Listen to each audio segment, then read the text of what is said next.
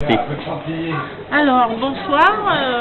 Nous avons tenu notre dernier café de la démocratie sur les résultats des élections régionales. Monsieur Hassan, vous avez joué le rôle du politologue ce soir.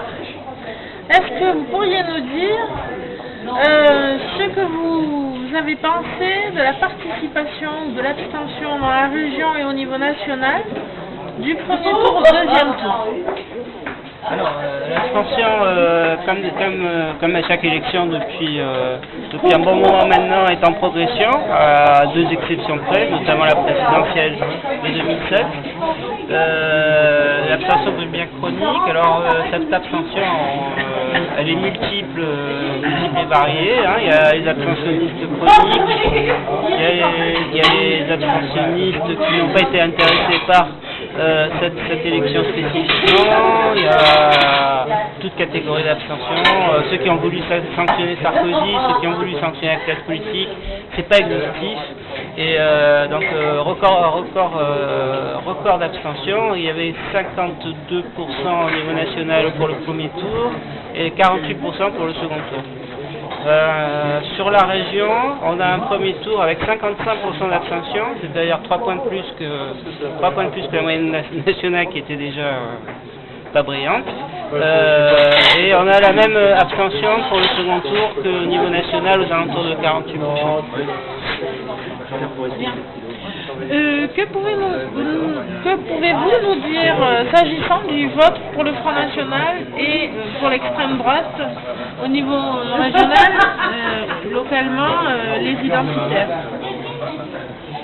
Bon, alors les identitaires, ça va être vite expédié, hein. Ils ont fait un score aux alentours de 2% qui est complètement marginal.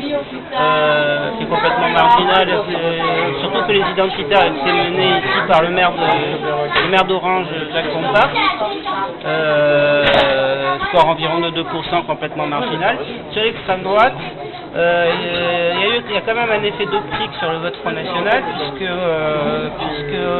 tout le monde qualifie le vote Front National d'une grande victoire pour le Front National. Alors je répète quand même que le Front National est arrivé largement troisième dans toutes les triangulaires où il s'est présenté, qu'il était présent à 12 triangulaires contre 17 en 2007, qui est un recul, et qu'il est 2004, pardon, qui est un recul par rapport à cette année.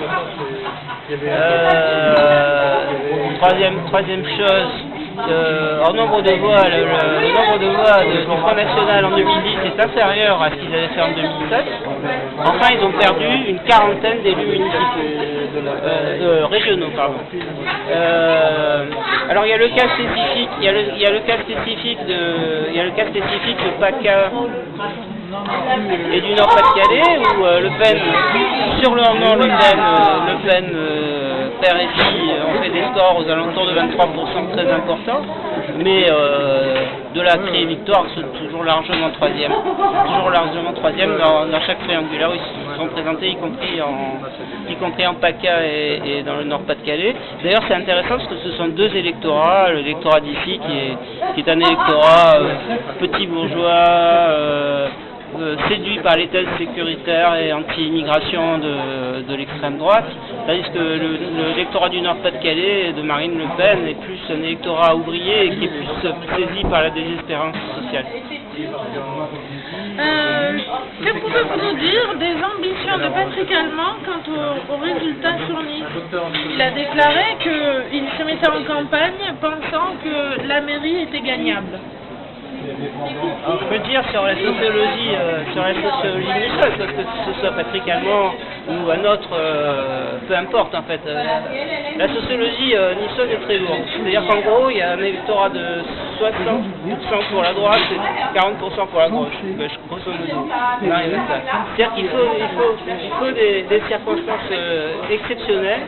Il faut des circonstances exceptionnelles pour que la gauche arrive à gagner. Il faut une triangulaire avec le Front National. Il faut que la droite soit discréditée, que ce soit au niveau local et au niveau national. Enfin, il faut beaucoup de choses. Perras a été battu en 2001, mais c'est un cas, c'est des occasions qui se présentent pour la gauche une fois tous les 25 ans, quoi. Ça s'est présenté dans certains cantons, bon ça c'est un peu différent, c'est plus facile, mais pour ce qui concerne la mairie, il faut vraiment une configuration exceptionnelle pour qu'un jour, soit Patrick Allemand ou un autre, puisse emporter la mairie. Dernière question, que pensez-vous de l'état de la droite dans les Alpes-Maritimes? La droite dans les Alpes-Maritimes est un tout petit peu devant la gauche. Elle est derrière elle est derrière Annie, mais elle est un tout petit peu devant dans les Alpes-Maritimes, dans le Var. Bon, vu le contexte national, on peut dire que la droite en est plutôt bien tirée sur les Alpes-Maritimes et le Var notamment. Mais bon, voilà, ils sont aux alentours de 36%, légèrement supérieurs à la moyenne nationale. Merci d'avoir accepté de répondre à nos questions dans ces conditions difficiles.